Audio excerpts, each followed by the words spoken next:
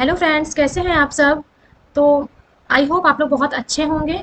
तो आपका मैं स्वागत करती हूँ अपने चैनल श्वेता क्लासेस में। आपका मैं सारा हिस्ट्री ज्योग्राफी कवर करा दी हूँ। अगर आपने अभी भी मेरे चैनल को सब्सक्राइब नहीं किया है तो जाके मेरे चैनल को सब्सक्राइब कीजिए और सारे क्लासेस आपका जो भी है आपका प्लेलिस्ट में है उसको जाके वॉच करिए। एग्जाम में आपको वहाँ से काफ़ी हेल्प मिलने वाली है।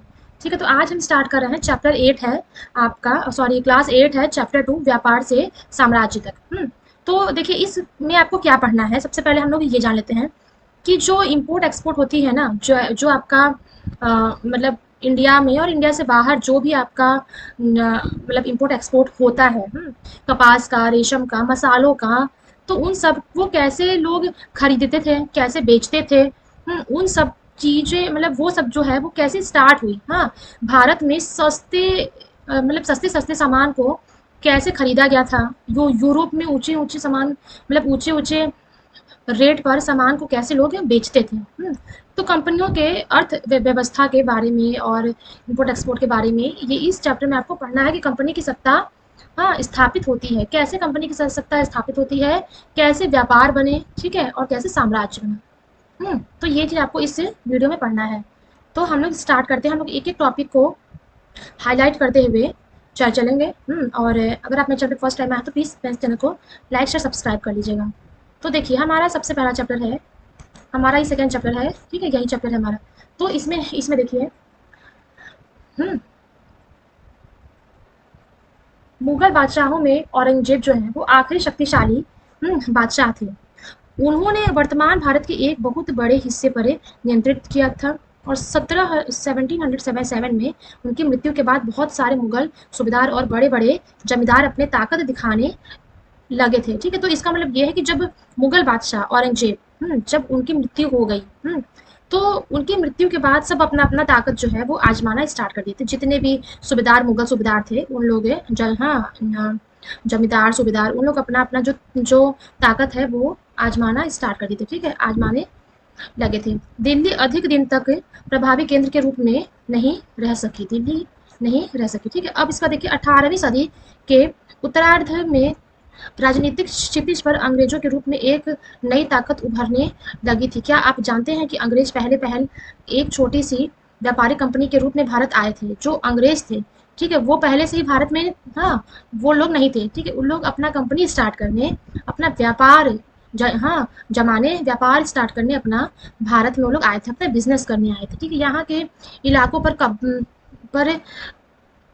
कब्जे में उनकी ज़्यादा दिलचस्पी नहीं थी। तो फिर ऐसा कैसे हुआ कि एक दिन वे विशाल साम्राज्य के स्वामी बन बैठे, और इस अध्याय में आप देखेंगे कि यह सब कैसे हुआ। अब आपको देखिए यहाँ से पढ़ना है ईस्ट इंडिया कंपनी। ठीक है, पूर्व में ईस्ट इंडिया कंपनी कैसे आई। ठीक है, तो हम एक एक चीज़ इस पर हाईलाइट करते हुए चलेंगे, आप उसको नोट डाउन कर लीजिएगा। सन 1600 में ईस्ट इंडिया कंपनी ने इंग्लैंड की महारानी एलिजाबेथ, ठीक है, इंग्लैंड की महारानी एलिजाबेथ ने से प्रथम और इजाज़त नामा हासिल कर लिया था। ठीक है, उनसे इजाज़तनामा हासिल कर लिया था अपने कंपनी को स्टार्ट करने के लिए। कब 1600 में ईस्ट इंडिया कंपनी ने इंग्लैंड की महारानी एलिजाबेथ से अपना इजाज़तनामा मतलब हासिल वहाँ से कर लिया था।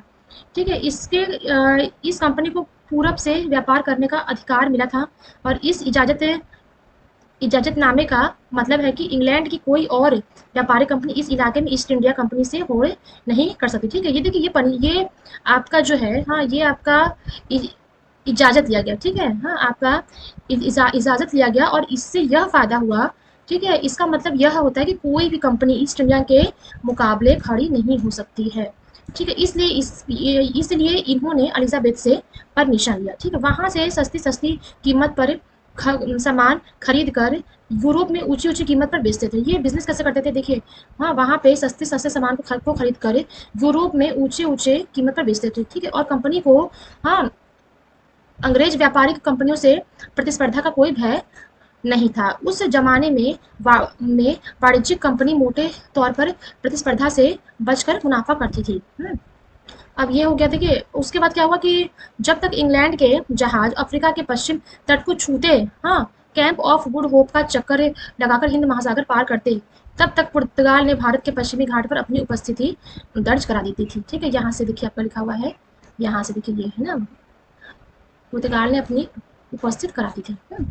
अब पुर्तगाल ने क्या किया कि जो पुर्तगाली थे, पुर्तगाल के खोजी यात्रों वास्को डी गामा ने 1498 में पहली बार भारत तक पहुंचने के लिए इस समुद्री मार्ग का पता लगाया था। ठीक है, जो वास्को डी गामा थे, ठीक है, वास्को डी गामा ने 1498 में समुद्र मार्ग से आने का सबसे पहले पता लगाया था।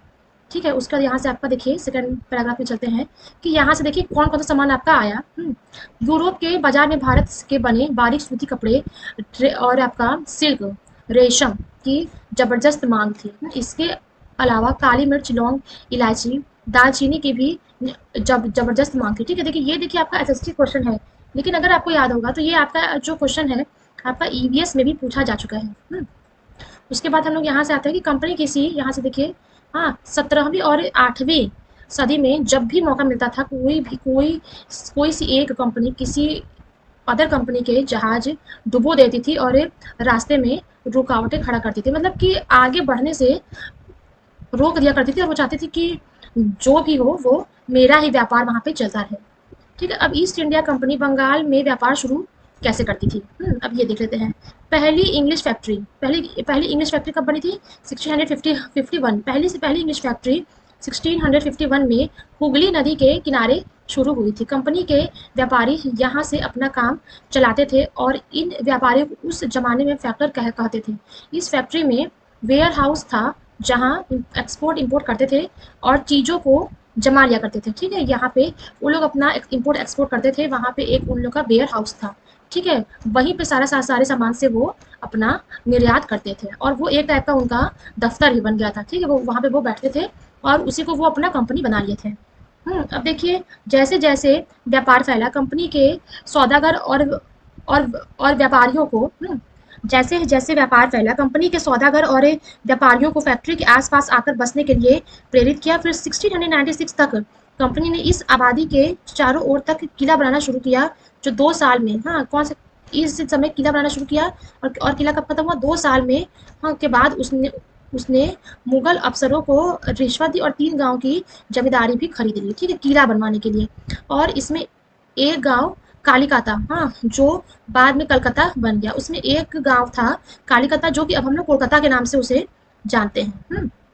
ये है। उसके बाद कंपनी के मुगल सम्राट औरंगजेब ने इस बात के लिए अपने आप को तैयार कर लिया कि कंपनी को बिना शुल्क चुकाए व्यापार का फरमान जारी किया जाएगा, कर दी। ठीक है, ये उनका, ये देखिए फरमान का मतलब होता है एक शाही आदेश। ठीक है, अब देखिए हम लोग आते हैं यहाँ पे व्यापार से युद्धों तक। इसमें आपका बस इतना ही पूछता है कि औरंगजेब की मृत्यु के बाद, ठीक है, औरंगजेब की मृत्यु के बाद बंगाल के नवाब अपनी ताकत दिखाना स्टार्ट कर दिए थे और उस समय दूसरी क्षेत्रीय ताकत की स्थिति भी कुछ ऐसी ही थी। और उसके बाद क्या था कि हाँ, मुर्शिद कुली खान के बाद अली वर्दी खान और उसके बाद सिराजुद्दौला ने बंगाल के नवाब बने। बंगाल के नवाब कौन कौन बने? कुली खान के बाद अली वर्दी खान और वर्दी खान के बाद सिराजुद्दौला बंगाल के नवाब बने। ठीक है, इसमें आपका इतना ही क्वेश्चन आपका आएगा। अब देखिए यहाँ से हम लोग आ जाते हैं प्लासी का युद्ध। हाँ, प्लासी का युद्ध क्या है? देखिए इसको देख लेते हैं कि 1756 में अली वर्दी खान की मृत्यु के बाद सिराजुद्दौला बंगाल के नवाब बने। ठीक है, अभी आपने इसको पढ़ा ही था कि कंपनी को सिराजुद्दौला की ताकत से काफ़ी भय था। सिराजुद्दौला की के स्थान पे एक ऐसा कठपुतली नवाब चाहती थी जो उसे व्यापारिक रियायतों और अन्य सुविधाएं आसानी से देने में आनाकानी न करे। ठीक है, अब आपको यहाँ से देखिए पढ़ना है। हाँ, जवाब में सिरा जो चोला ने हुक्म दिया कि कंपनी, ठीक है, कंपनी राजनीतिक मामलों में टांग अड़ाना बंद कर देगी।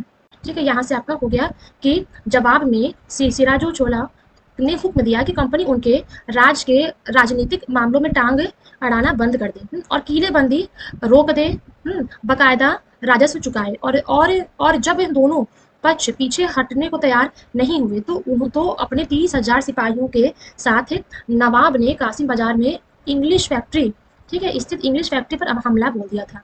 ये देखिए इतने सिपाहियों के साथ इंग्लिश फैक्ट्री पे हमला बोल दिया था। ठीक है, यहाँ से आपको क्वेश्चन उतना नहीं लगता है। अब हम लोग आइए चलते हैं यहाँ पे। देखिए 1757 में रॉबर्ट क्लाइव ने प्लासी के मैदान में सिराजुद्दौला के खिलाफ कंपनी के सेना का नेतृत्व किया। सब कंपनी के सेना का नेतृत्व किया। और जाफर की कारजू जारियां भी थी।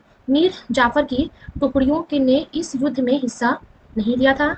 रॉबर्ट क्लाइव ने यह कहकर उसे अपने हाथ मिला लिया कि सिराजुद्दौला को हटाकर मीर जफर को नवाब बना दे। ये देखिए यहाँ से लेके आपका यहाँ तक हो गया।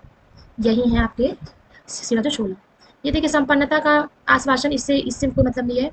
हाँ, और नवाबों की शिकायत, तो इससे भी आपका कुछ इसमें से खास क्वेश्चन नहीं बनते हैं एग्जाम में। ठीक है, अब ये देखिए सिराजुद्दौला को मार दिया गया तो मीर जफर वहाँ के नवाब बन गए। हाँ, जब उनको मार दिया गया, ठीक है, प्लासी के जंग के बाद जब उनको मार दिया गया तो वो वहाँ के नवाब बन गए। ठीक है, ये आपका इंपॉर्टेंट है। ठीक है, और अगर आप देखिए मेरे चैनल फर्स्ट टाइम आए तो प्लीज़ मेरे चैनल को लाइक कर दिया करिए। ठीक है, प्लीज़ लाइक मी।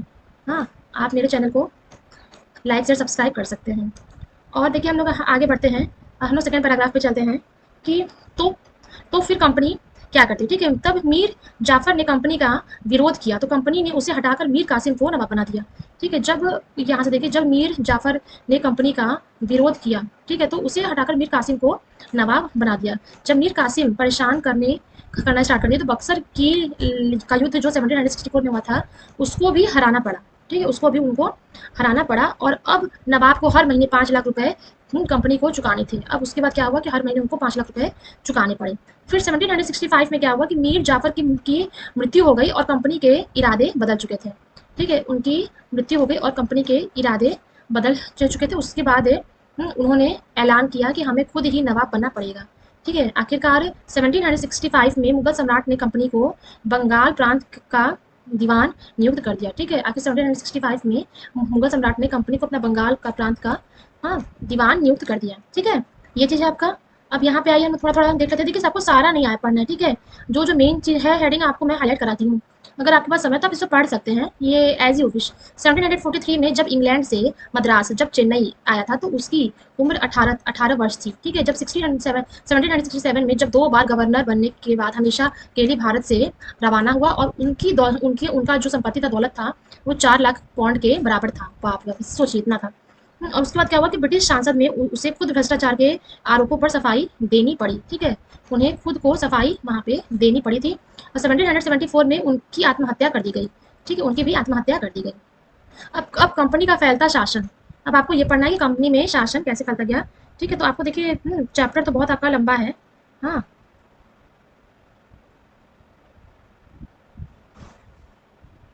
तो देखिए यहाँ से है कि हम 1757 में और 1857 में ईस्ट इंडिया कंपनी के द्वारा भारतीय राज्य पर कब्जा करने की प्रक्रिया वहाँ पे चालू हो गई थी। ठीक है, उसका क्या हुआ कि बक्सर का जब युद्ध हुआ तो उसके बाद 1764 में कंपनी ने भारतीय रियासतों में, हाँ, रेसिडेंस तैनात कर दी। ठीक है, रेसिडेंट, हाँ, तैनात कर दी। और अगला राजा कौन बनेगा, अगला राजा कौन होगा, कौन होगा, किस पद पे उसको बैठाया जाएगा, ये सब वहाँ पे संधि होने लगी।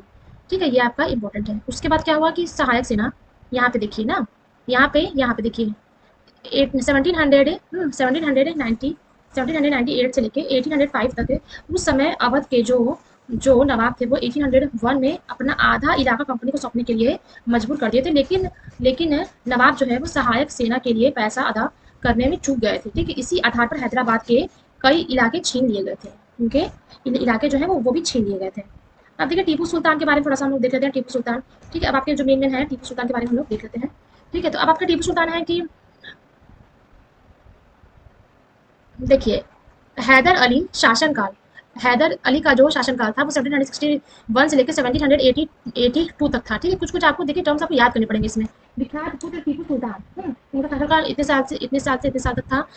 हाँ, उन्होंने शक्तिशाली शासक के, हाँ, नेतृत्व में मैसूर काफ़ी ताकतवर हो चुका था। ठीक है, जब वह इस चीज़ को ध्यान देने लगे तो मैसूर जो है वो काफ़ी ताकतवर हो चुका था और रियासत के, हाँ, नियंत्रण में था। ठीक है, रियासत के नियंत्रण में था और काली मिर्च और इलायची खरीदी थी। और 1785 में टीपू सुल्तान ने अपनी रियासत को पढ़ने पर बंदरगाहों के चंदन की लकड़ी, काली मिर्च और इलायची का भी जो एक्सपोर्ट चलता था उसको भी उन्होंने रोक दिया था। और टीपू सुल्तान ने भारत में रहने वाले फ्रांसीसी व्यापारियों से घनिष्ठ संबंध विकसित किए और उनकी मदद में उनकी सेना का हेल्प किया। ठीक है, ये आपका यहाँ से यहाँ तक हो गया। अब देखिए, हाँ, टीपू सुल्तान का थोड़ा सा और देख लीजिए कि क्या क्या। देखिए, श्रीरंगपट्टम की आखिरी जंग, जब श्रीरंगपट्टम की आखिरी जंग हुई, ठीक है, तो कंपनी को सफलता मिली और अपनी राजधानी की रक्षा करने हेतु टीपू सुल्तान मारे गए। टीपू सुल्तान उसमें ही उनकी मृत्यु हो गई और मैसूर का राजकाज जो है पुराने वोडियार राजवंश के हाथ में सौंप दिया गया और इसके साथ ही मैसूर भी सहायक संधि में थोप दिया गया और मैसूर को भी सहायक संधि में थोप दिया गया। अब मराठों की लड़ाई हम लोग देख लेते हैं कि क्या क्या आपका इंपॉर्टेंट है। 1761 में पानीपत का तीसरा तीसरा युद्ध हुआ। तीसरा, हाँ, युद्ध हुआ जो कि दिल्ली में से देश में शासन चलाने वाले, हाँ, मराठों का सपना चूर चूर कर दिया गया। और यहाँ से देख लीजिए, पहला युद्ध जो है वो 1782 में सालबाई संधि के साथ खत्म हुआ। हाँ, और उसके बाद उन्होंने पक्ष भी जीत नहीं पाया। उसके बाद उन्होंने पक्ष भी वहाँ के जो है वो जीत नहीं पाए।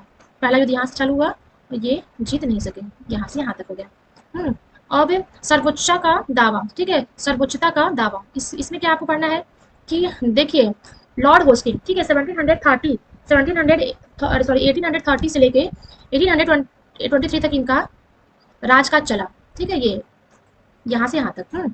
और इन्होंने सर्वोच्चता की एक नई नीति शुरू की थी। हाँ, हितों की रक्षा करने के लिए वह भारतीय रियासतों का अधिग्रहण करने और उनको अधिग्रहण की धमकी पहुंचाने के लिए उनका अधिकार अपने पास मानती थी, ठीक है, उनका अधिकार अपने पास मानती थी और अंग्रेजों को नीतियों में दिखाई पड़ती थी। लेकिन उसके बाद क्या हुआ कि रानी चेन्नम्मा ने हथियार उठा लिए और अंग्रेजों के खिलाफ आंदोलन छोड़ दिया, ठीक है, यहाँ से देखिए, हथियार उठा लिए और अंग्रेजों के खिलाफ आंदोलन छोड़ दिया, नहीं छेड़ दिया, ठीक है, छेड़ दिया। 1823 में उनको गिरफ्तार किया गया और 1829 में उनको जेल में ही उनकी मृत्यु हो गई।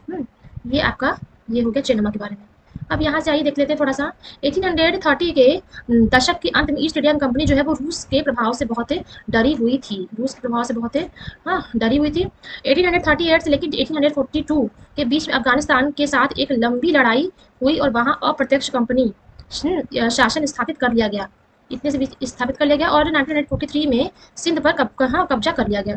और लेकिन 1839 में उनकी मृत्यु भी हो गई और इस रियासत के बाद 2 लंबी लड़ाइयाँ हुई और आखिरकार 1849 में अंग्रेजों ने पंजाब का भी अधिग्रहण कर लिया था। अब देखिए, हम चलते हैं विलय नीति, ठीक है। विलय नीति में आपका क्या क्या चीज़ इंपॉर्टेंट है कि देखिए, 1848 से लेकर 1856 के बीच में गवर्नर जनरल बने कौन, लॉर्ड डलहौजी के शासनकाल में से चली, ठीक है, ये आपका हो गया। और फिर